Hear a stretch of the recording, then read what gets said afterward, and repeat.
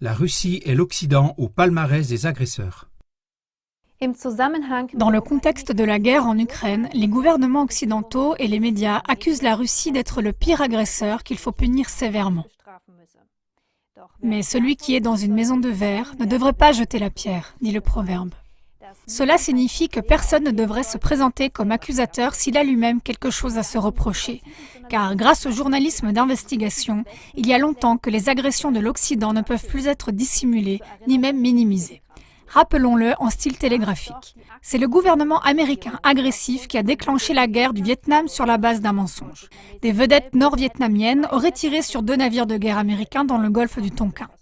Ce que le ministre américain de la Défense Robert McNamara a reconnu plus tard comme étant une fausse information.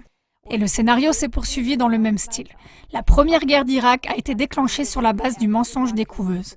Le récit théâtral d'une prétendue infirmière selon lequel des soldats irakiens auraient brutalement arraché des bébés koweïtiens de leur couveuse dans un hôpital et les auraient écrasés sur le sol, s'est avéré par la suite être une fausse déclaration mise en scène. Tout comme le rapport falsifié des services secrets occidentaux sur des armes de destruction massive prétendument localisées en Irak qui a conduit à la deuxième guerre d'Irak dévastatrice sous la direction de l'administration américaine.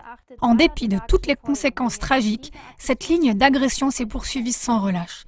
En raison d'une prétendue catastrophe humanitaire au Kosovo, la soi-disant alliance de défense OTAN a bombardé la Yougoslavie en 1999. Dans le cadre du faux printemps arabe de 2011, orchestré par les services secrets, la Libye a été bombardée pour avoir prétendument tué 6000 civils à l'instigation du président Kadhafi. Les 2 accusations se sont révélées être des mensonges. La guerre est toujours la mauvaise voie, quel que soit l'auteur.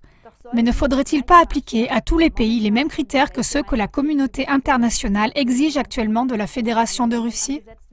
En d'autres termes, pourquoi l'agresseur américain et ses alliés occidentaux ne sont-ils pas tenus de rendre des comptes pour les guerres qu'ils ont provoquées ?